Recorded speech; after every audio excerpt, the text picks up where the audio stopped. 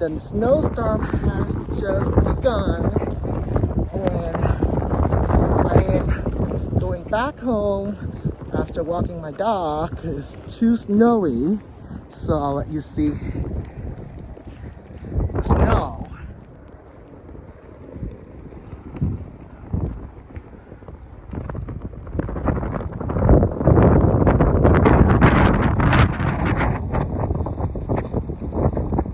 Snowstorm is here, and the sidewalk is very slippery from freezing rain, so I'm walking like a penguin.